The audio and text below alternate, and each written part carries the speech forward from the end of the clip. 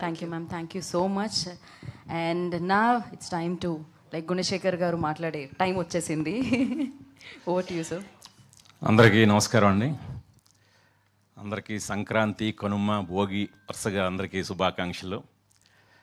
So ఇందులో చాలామంది మన మీడియా మిత్రులు ఇంకా ఊళ్ళు చేరుకోలేదు.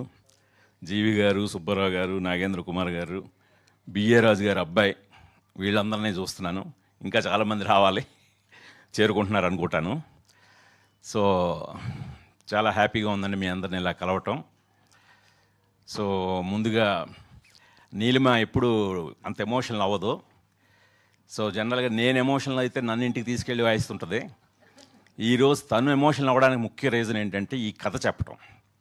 అంటే ఈ కథని కేవలం అది నీలిమ ఎమోషన్ కాదు, నా మిసెస్ రాగిణి ఎమోషను, నీలిమ చెల్లెలు యుక్త ఎమోషను. వాళ్ళకి ఈ కథను చెప్పటం చాలా ఇంపార్టెంట్ అనిపించింది. అంటే ఒక మదర్గా రాగిణికి, పిల్లలుగా వాళ్ళకి, సో ఒక ఫాదర్గా నాకు, మేము నలుగురం ఎలాగైతే కనెక్ట్ అయ్యామో మీ ప్రతి ఫ్యామిలీలో ప్రతి మెంబరు అలాగే కనెక్ట్ అవుతారు ఈ సినిమాతో. ఖచ్చితంగా ఇది మనం షేర్ చేసుకోవాల్సిన emotion, need of the hour అనిపించే ఒక కథ. అందుకనే ఈ సినిమా గురించి మాట్లాడాలన్నా, ఈ కథ గురించి చెప్పాలన్నా చాలా ఎమోషనల్ అవుతుంటాం. రేపు పొద్దున్న ఖచ్చితంగా మీ అందరూ చూసిన తర్వాత కూడా అదే ఎమోషనల్ కనెక్ట్ మీకు వస్తుందని గట్టిగా నమ్ముతున్నాం మేము. ఇంకా ముందుగా ఈ సినిమాని తలపెట్టినప్పటి నుంచి అందరూ కొత్తోళ్ళతో చేయాలి ఫస్ట్ అని చెప్పి కొత్తోళ్ళ కోసం దాదాపు ఒక 6 months పాటు ఆడిషన్స్ చేయడం జరిగింది. అంటే మామూలుగా జనరల్గా కొత్త వాళ్ళు అంటే మనం ఏదో ఆల్రెడీ 1-2 సినిమాలు చేసిన వాళ్ళను అప్కమింగ్ వాళ్ళను కాకుండా రియల్ ఫ్రెష్ ఫేసెస్ కోసం చేసాం. చాలా పెద్ద ఆరండి. సో ఆడిషన్స్లో విఘ్నేష్ గవిరెడ్డి దొరికాడు, పృథ్వీ అడ్డాల దొరికాడు, లిఖిత ఎలమంచిలి, ఇలా ఇంకా దాదాపు ఒక 20 మంది వరకు కొత్త వాళ్ళందరినీ కూడా మేము ఆడిషన్ చేసి ప్రతి ఒక్కరిని కూడా వాళ్ళ టాలెంట్ని చూసే సెలెక్ట్ చేసాం తప్ప ఎటువంటి రికమెండేషన్లు కానీ ఎటువంటివి లేవు. సో రేపు పొద్దున్న ఆడియన్స్ మీ అందరూ కూడా మీలో తమను చూసుకోవచ్చు. అలా అంత ఫ్రెష్గా అంత జెన్యూన్గా వాళ్ళు యాక్ట్ చేయడం జరిగిందో క్యారెక్టర్ లాగే. నేను తీసుకోవడానికి రీజన్ కొత్త వాళ్ళని క్యారెక్టర్లా కనబడాలని, వాళ్ళందరూ క్యారెక్టర్లానే కనబడతారు. ఇంకా తర్వాత ఓ పక్క ఈ ప్రాసెస్ జరుగుతుండగా ఈ కథకి చాలా ఒక టెండర్, ఒక 17 years, అంటే ఈ కథని మీరు ఆల్రెడీ ట్రైలర్లో చూస్తే అర్థమై ఉంటుంది. ఎడాలసెన్స్ ఏజ్ అనేది చాలా చాలా ఇంపార్టెంట్ ఈ కథలో, మెయిన్ థీమ్ అది. ఆ ఎడాలసెన్స్ ఏజ్ కోసమే నేను ఈ కొత్త వాళ్ళందరినీ, విఘ్నేష్ వీళ్ళందరినీ కూడా తీసుకోవడం జరిగింది. వాళ్ళందరూ పర్ఫెక్ట్ 17 years old కిడ్స్ వాళ్ళందరూ. సో అదే ఏజ్లో నాకు ఒక అమ్మాయి అవసరమైంది. సో ఆ అమ్మాయి నీలిమ కథ చదువుతూనే పొన్నియిన్ సెల్వన్లో చేసిన సారా అర్జున్ అయితే చాలా బాగుంటుంది. బట్ సారా అర్జున్ చాలా చూసి, వాళ్ళ ఫాదరు రాజర్జున్ గారు కూడా ఆయన మంచి యాక్టర్ అవటం మూలంగా ఆయన కూడా చాలా చూసిగా ఏదో ఏ సినిమా పెడితే ఆ సినిమా ఒప్పుకోడు ఆయన. సో అలాంటిది నేను నీలిమకి చెప్పాను, నువ్వు సారా అర్జున్ తీసుకురా. ఎందుకంటే నీలిమేముంది, సారా అర్జున్ ఉంటే ఈ సినిమా తీద్దాం, లేకపోతే లేదు, రేపొద్దున మీరు కూడా సినిమా చూసే కదే అంటారు. అలా అంది. సరే అప్పుడు నువ్వే తీసుకురా అంటే నీలిమ సారా అర్జును రాజర్జున్ గారితో జూమ్లో కలిసి కథ చెప్పింది. కథ చెప్పిన వెంటనే ముందు రాజర్జున్ గారు షాక్ అయ్యారు, మా బాబు ఏంటి కథ అని. ఈ అమ్మాయిని 17 ఏళ్ళ వయసు సారా అర్జును అంత మెచ్యూర్డ్గా ఆలోచిస్తుందని ఈవెన్ నీలిమ కూడా అనుకోలేదు. ఆవిడ వెంటనే ఇదే మాట, నీడ్ ఆఫ్ ది అవర్ నాన్న, ఈ సినిమా ఇమ్మీడియట్గా చేయాలి, ఇప్పుడు చెప్పాలి. ఈ రోజున సొసైటీలో కాంటెంపరీ ఇష్యూస్ అమ్మాయిలందరూ ఫేస్ చేస్తున్న ఒక మూమెంట్స్, ఈ మూమెంట్స్ని ఖచ్చితంగా కథగా చెప్పాలి, ఇది నేను చేస్తున్నాను నాన్న అని తను వాళ్ళ నాన్నకి డెసిషన్ చెప్పి కన్విన్స్ చేసింది. సో అలాంటి ఒక మెచ్యూరిటీ అంత చిన్న ఏజ్లో ఆ అమ్మాయి పేరెంటింగ్ కానీ ఆ అమ్మాయి స్కూలింగ్ కానీ అంత డీసెంట్గా ఉన్నాయనిపించింది. అప్పుడు ఓకే అని ప్రాజెక్ట్ మొదలెట్టాం. ఇప్పుడు వింధ్యా వేములపల్లి, దీనికి ఒక బ్యాక్ బోన్ ఈ సబ్జెక్ట్కి. ఎవరు ఎవరు ఎవరు చాలా ఆల్టర్నేటివ్లు అనుకున్నాం. అనుకొని అందరినీ కాంటాక్ట్ చేస్తాను, ఎవరు దొరకట్లేదు. సో అప్పుడు మళ్ళీ యుక్త నీలిమ ఇద్దరు భూమిక గారు ఏంటన్నారు.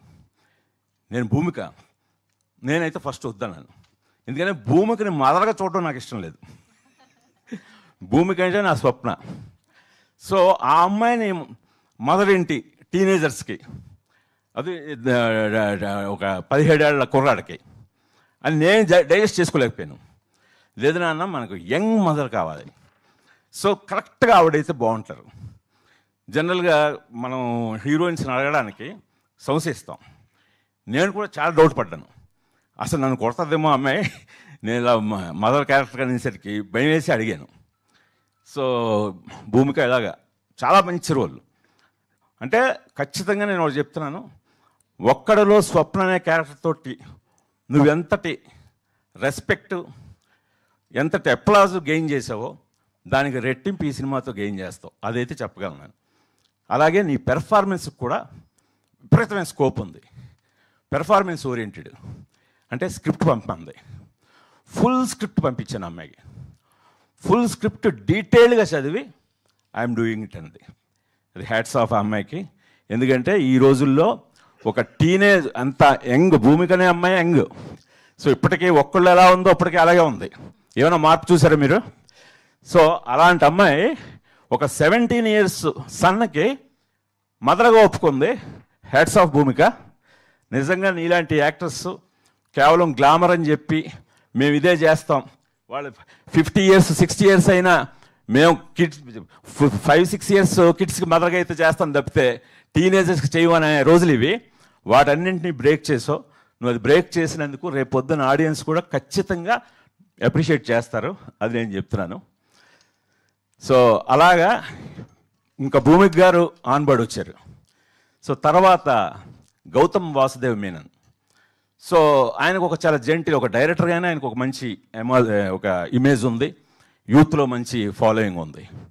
సో నాకు అంటే ఒక కమిషనర్ క్యారెక్టరు, ఏదో ప్రీచీగా ఉండే క్యారెక్టర్ కాదు అది.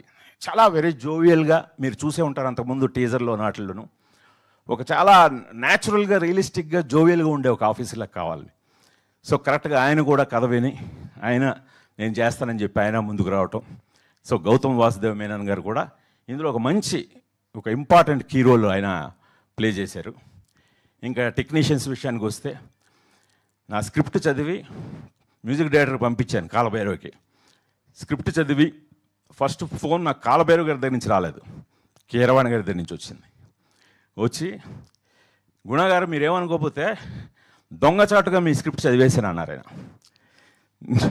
సో నేను షాక్ అయ్యాను, ఏంటి సార్, అదే మా వాడిని మ్యూజిక్ డైరెక్టర్ అనుకుంటూ మీరు స్క్రిప్ట్ పంపించారు, అది టేబుల్ మీద ఉంది. నాకు గుణశేఖర్ అనేసరికి కొద్దిగా క్యూరియస్ అనిపించింది. ఆ క్యూరియాసిటీ తోటి నేను చదివేశాను. ఇక నా మొట్టమొదటి సినిమా లాఠీ సినిమాకి మ్యూజిక్ డైరెక్టర్ కీరవాణి గారు. సో ఆయన చదివేసి వెంటనే నేను మీ ఇంటికి వస్తున్నాను, లేదు మీరు మా ఇంటికి వస్తారా అని, దాదాపు ఉదయం ఎర్లీ మార్నింగ్ ఒక 7-8 ఆ టైం అనమాట. ఆయన సార్ భలేవాడు సార్, నేనే వచ్చేస్తానని చెప్పి ఆయన దగ్గరికి వెళ్తే ఇదే మాట అన్నారు, నీడ్ ఆఫ్ ది అవర్. మనం మన పిల్లల గురించి, మన పిల్లలు మన పేరెంట్స్ గురించి ఎలాంటి సందర్భాలు ఎదుర్కొంటున్నామో అప్పుడు ఇది తీయాల్సిన అవర్ అండి, అర్జెంటుగా ఈ సినిమా తీయండి, చాలా చాలా బాగుంది అని వాళ్ళ అబ్బాయిని పిలిచి కూర్చోబెట్టి, గుణశేఖర్ అంటే ఎవరో అని ఆయన మళ్ళీ ఆయన పరంగా నన్ను పరిచయం చేసి ఒళ్ళు దగ్గర పెట్టుకొని చేయి ఈ సినిమా అని కొడుక్కి హెచ్చరించారు.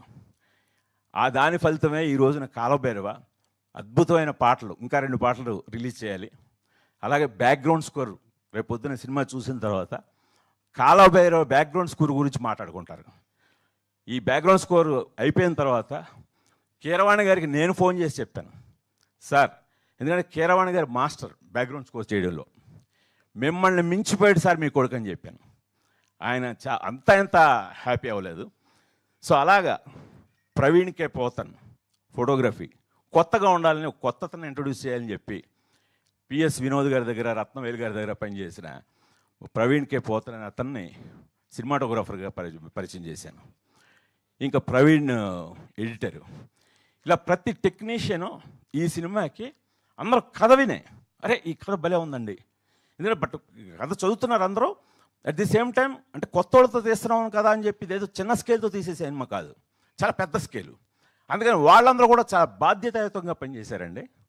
అందుకనే ఈ రోజున ఖచ్చితంగా నేను చెప్తున్నాను, ఈ జనవరి చాలా నవ్వులతో స్టార్ట్ అయింది. అన్ని సినిమాలు బాగున్నాయి, చాలా హెల్దీ వాతావరణంతో మొదలైంది 2026. ఈ నవ్వుల నుంచి హ్యాపీగా అలా నవ్వుకుంటూ ఫిబ్రవరి ఫస్ట్ వీక్లో ఒక్కసారి ఒక చిన్న బ్రేక్ యూఫోరియాతోటి మన ఫ్యామిలీల గురించి ఆలోచించే, మన గురించి మనం ఆలోచించుకునే, మన పిల్లల గురించి మనం ఆలోచించుకునే సమయం వచ్చిందని ఫిబ్రవరి 6న విడుదలవుతున్న యూఫోరియా చూడండి. తప్పకుండా మీరు నన్ను ఆశీర్వదిస్తారని ఆశిస్తున్నాను. థ్యాంక్ యూ గుణశేఖర్ గారు, థ్యాంక్ యూ సో మచ్. నేను అందరినీ అడిగాను, so I have to ask you also. మీ యూఫోరియా మూమెంట్ అంటే ఏం చెప్తారు? వీ హ్యావ్ లైక్ మీ సినిమాలు చూసినప్పుడు చాలా యూఫోరియా మూమెంట్స్ ఉన్నాయి ఫర్ యూ, బట్ ఎస్పెషల్లీ ఈ సినిమాకి సంబంధించి.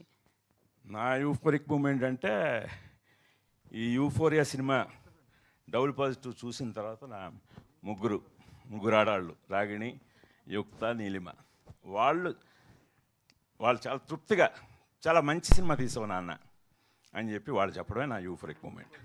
డెఫినెట్లీ. ఫస్ట్ ఇంట గెలిచి రచ్చ గెలవాలంటారు. ఆల్రెడీ ఇంట్లో గెలిచేశారు మీరు, ఇప్పుడు రచ్చ గెలవడానికి Feb 16th వచ్చేస్తుంది అనమాట యూఫోరియా.